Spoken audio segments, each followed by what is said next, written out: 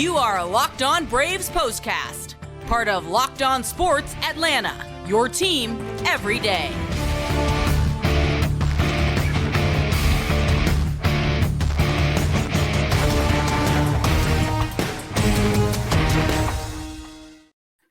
And hello once again, and welcome into the Braves postcast. Grant McAuley and Jake Mastroianni with you after another late game for the Braves, but another great outcome for them as well. A 6-3 win over the LA Dodgers, thanks in large part to the great pitching of Max Fried.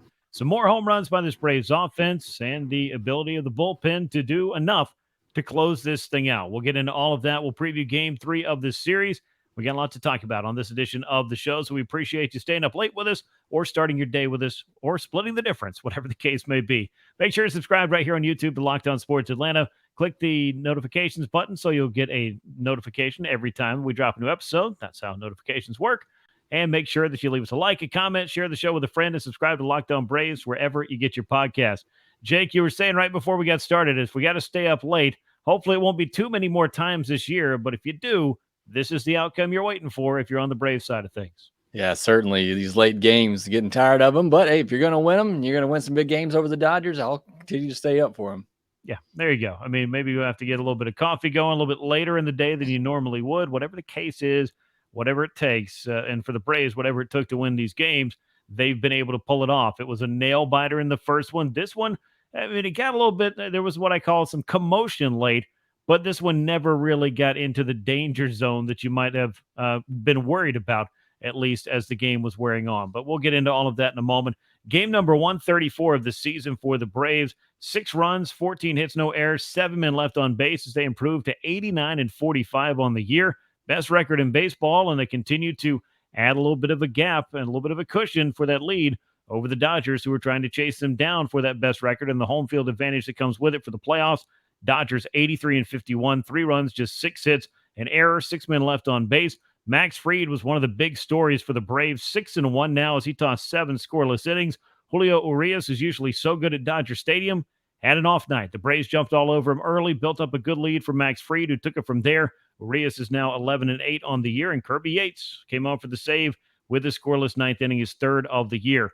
2 hours, 53 minutes time of game, 52,436 paid to see it. Only about half of those folks seemed to be around at the very end of it when things got a little bit wild. But as I mentioned, we're going to get to that. But how about Max Fried, Jake? This was, I think, easily his best start of the season. Really no question about that. He was in a groove, and he was working with Travis d'Arnaud, and they decided to go ahead and forego the pitch comp for this game, which I thought was an interesting choice. But whatever the case, whoever was calling it, whoever's ideas it was, and whatever fingers were getting put down for whatever pitch was going to be thrown, Max Fried and Travis d'Arnaud had something working between them, that synergy between that battery tonight at Dodger Stadium.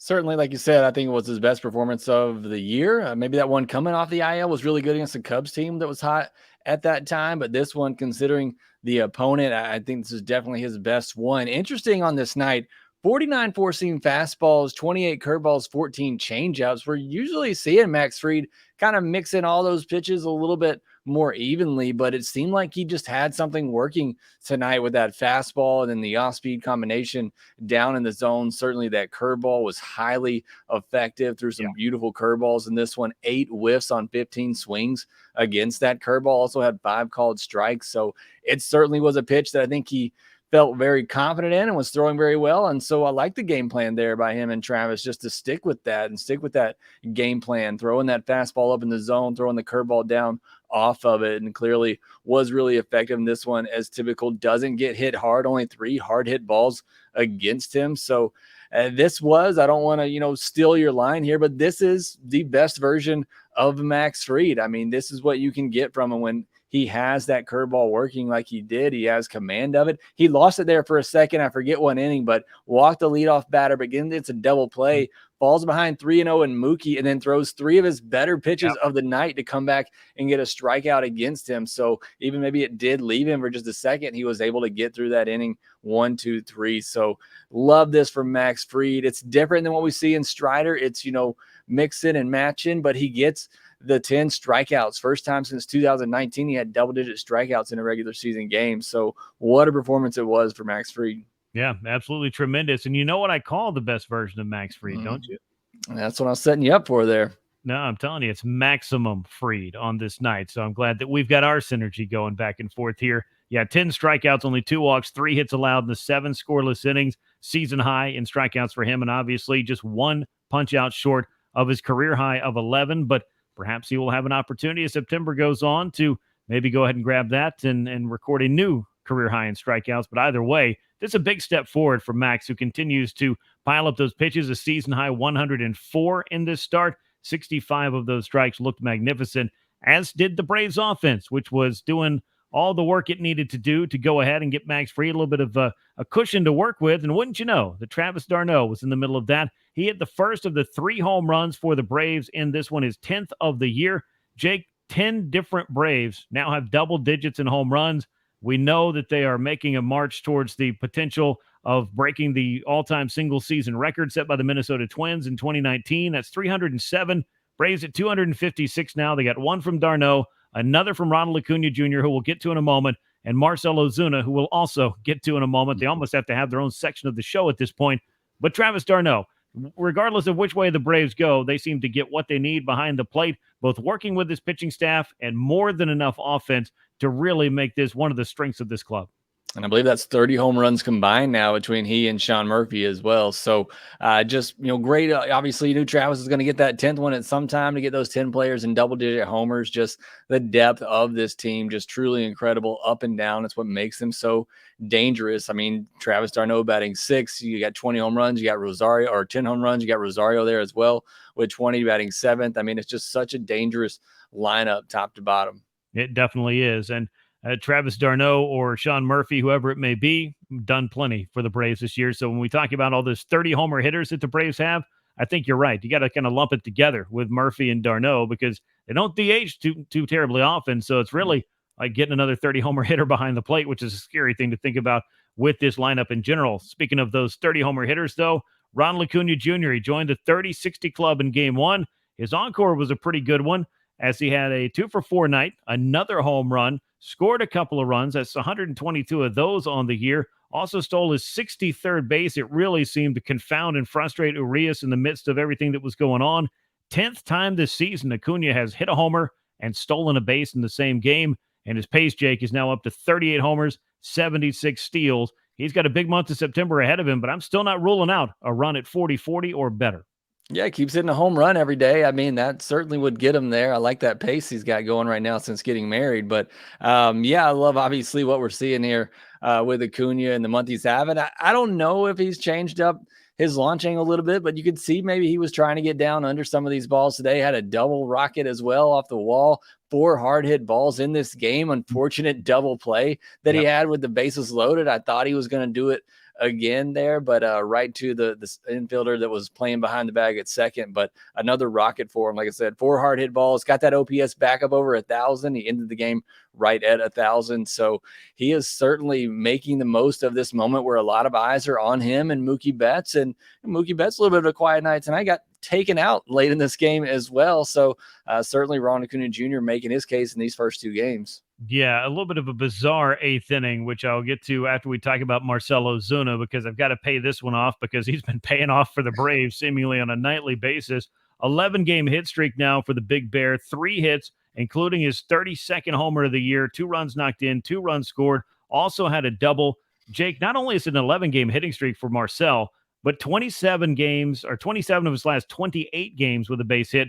He's batting .398 over that stretch. 6 multi-hit games during his 11-game hitting streak. So if you've seen him on base a lot, well, it's no mistake because this guy has been doing it night in and night out. And when we talk about the Braves lineup, as you mentioned, whether it's Travis d'Arnaud or Sean Murphy or Eddie Rosario, 16 home runs out of Orlando Arcia toward the bottom, and we all know what Michael Harris is capable of.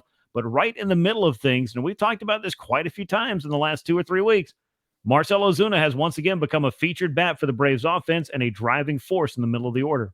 Yeah, I don't want to jinx it, but are we seeing consistency out of Marcell Ozuna? He's had the hot and cold streaks throughout his career, but certainly this is this is no longer just a hot streak. I mean, he's been good for a while now, and certainly I hope that continues down the stretch and into the postseason. It's just, I've said it all year long. It's not just a home run ball, which he's done a lot here lately. It's just a complete hitter. Even, the one at bat tonight, he kind of got jammed, but dumps one over the second baseman in a right field for an RBI hit as well. I mean, it's just a little bit of everything that Marcell Ozuna has given you, and his season average is up to 272. This is a guy batting under 100 through the month of April and looked like he may not be on this roster.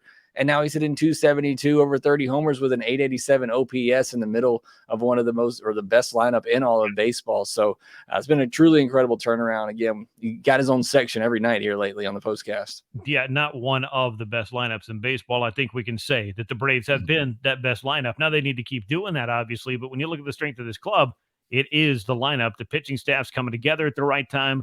A lot of good things are going on for the Braves. Clearly, when you're 89-45 and 44 games over 500 with the best record in MLB, but the lineup, and particularly some of the guys who have picked it up when some of the other bigger names, they're not necessarily the ones we're calling on these nights. It does seem to be Marcell Ozuna just about each and every game. As I mentioned, Travis d'Arnaud was a good name to call on this night. 2 for 4 with that home run, and a really nice job with Max Fried in this game as well. We'll talk about the bizarre 8th inning and, of course, get you set up for the Game 3 matchup between the Braves and the Dodgers. Before we do that, I want to tell you about one of our great sponsors, and that, of course, is FanDuel. And FanDuel brings you this episode of the Braves Postcast. You need to get ready for NFL season with incredible offers from FanDuel, America's #1 sportsbook. Right now, new customers who bet $5 can get $200 in bonus bets guaranteed. Plus, all customers who put that $5 bet in will get $100 off NFL Sunday Ticket from YouTube and YouTube TV. Now's the best time to join FanDuel. The app is easy to use. You can be on everything from spreads to player props and much more. Visit FanDuel.com/lockedon to kick off the NFL season with an offer you won't want to miss. FanDuel, the official partner of the NFL. So for the Braves, as we look at what was going on late, a 6-0 lead, the Dodgers waved the white flag. I did not see this one coming. They pinch hit for Mookie Betts. They pinch hit for Freddie Freeman. One of those two was, strange enough, but both of them there in that inning. But the outcome was even more bizarre.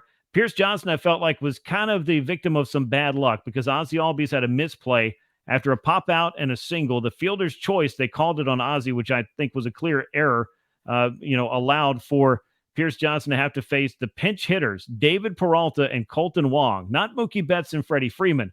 Peralta got called out on what I will call one of the worst called third strikes I have seen all season, if not my entire life. And then Colton Wong, as he's wont to do against the Atlanta Braves, hit a 3-run homer off Pierce Johnson in an inning that should have been over. A walk, a single. Next thing you know, the tying runs at the plate in the form of Chris Taylor. And how about Michael Tonkin coming in to slam the door? That's a lot of stuff out there, Jake. It was a strange inning. It followed the Braves loading up the bases and failing to add on some more runs in the top of the 8th when they did score at least one. But that 8th inning kind of upped the stress level for Atlanta Braves fans, I'm sure, that stayed up late to watch this one.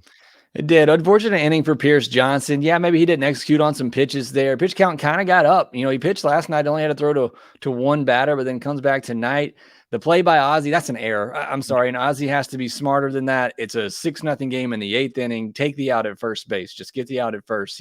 He's got to know that. And I'm sure Ron Washington is telling him that right now. But, unfortunate because Pierce Johnson has to throw more pitches in that inning. Has an 0-2 pitch to Colton Wong and then hangs a curveball over the middle of the plate. It was down, but over the middle. And Colton Wong's able to golf it out and made it a 6-3 game. I mean, I was a little surprised to see Mookie and Freddie Freeman get taken out there. The Braves scored 6 runs in an inning the night before. I mean, certainly possible there, but either way, kind of worked out because they got the 3-run homer, got back in the game, brought the tying run to the plate. And then, as you mentioned, Michael Tonkin, a big strikeout there. I love the emotion from him as well after he got that punch out to end the inning and end that threat. Huge. I mean, biggest out that Michael Tonkin has recorded in a Braves uniform. And I'm not trying to, just make it hyperbole or just get caught in the recency of it all, but he's thrown some big and some important innings for the Braves. But to come in that situation, knowing that you can't turn to Marcell Iglesias, you got a couple of arms I think they're trying to stay away from that have been used a lot thus far on this road trip. So Michael Tonkin was the guy that they went to because he can get some swing and miss. And he got himself a big strikeout to get the Braves to the 9th inning. Kirby Yates came on with Marcell Iglesias unavailable and was able to close out to save his 3rd of the year. He got the job done. No 9th inning dramatics that resembled anything like what was going on in the 8th as Kirby Yates was able to slam that door.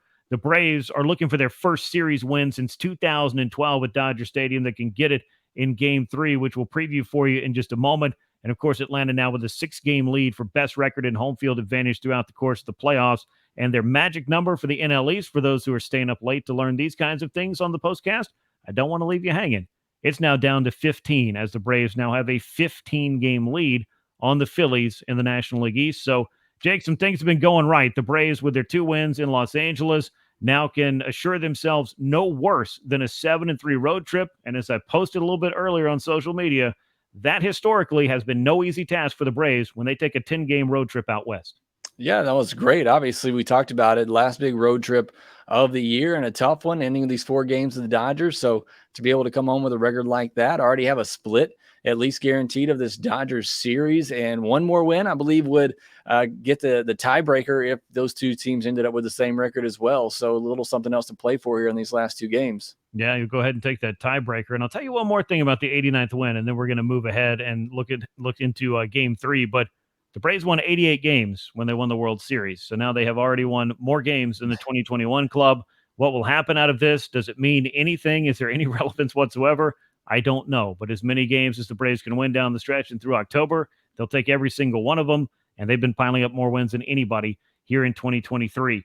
We'll get into our preview for Game 3 of the series after I tell you about another of our great sponsors. This episode is also brought to you by Bird Dogs, the most comfortable, functional, versatile shorts you'll ever find. They fit way better than regular shorts because Bird Dogs has a special cloud knit fabric that looks just like khaki, but stretches so you get a way slimmer fit without having to sacrifice movement. Go to birddogs.com/LockedOnMLB. Enter the promo code LockedOnMLB for a free Bird Dogs water bottle with your order. That's birddogs.com/LockedOnMLB. The promo code LockedOnMLB for that free water bottle. You won't want to take your Bird Dogs off. We promise you. Braves are going to send Bryce Elder to the mound against a pitcher yet to be determined as of the end of Game 2 of the series. Elder's 11-4, 3.50 ERA, still top 10 in the National League. Dodgers going to try to sort this thing out in Game 3 against him. Bryce pitched extremely well against the Dodgers last time they faced each other back in Atlanta. We'll see if Bryce can continue to make some progress in getting his season back on track and trying to finish strong, Jake. Yeah, would love to see that. Obviously, big game. I imagine the Braves still want to stay away from some key guys in the bullpen in this one if they can help it. So great that they already won the first 2 games of this series, like I said. So you got 2 shots here to win a big road series. Just want to see Bryce Elder continue what he's been doing here lately, giving the Braves good innings, keep the ball on the ground, keeping the ball in the ballpark. Looking forward to seeing him pitch on Saturday. I may sound like a broken record, and some people watching this may not really even know how records work and what it even means to be a broken record, but a quality start. 6 innings, 3 earned runs from Bryce Elder with what this offense is capable of doing puts the Braves in position to win a baseball game every 5th day when he goes out there, and pretty much every day that anybody goes out there and makes a start for this Atlanta club. Elder's 11-4 on the year, looking for win number 12. First pitch of Game 3 on Saturday at Dodger Stadium, set for 9:10 p.m. Eastern Time.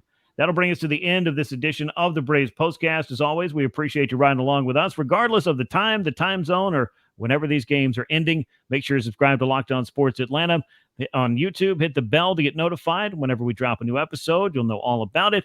Leave us a like, leave us a comment, and subscribe to Locked On Braves wherever you get your podcast. Once again, the Braves with a 6-3 win over the LA Dodgers. For Jake Mastroianni, I'm Grant McAuley. We will catch you after Game 3 of the series. And until then, so long, everyone.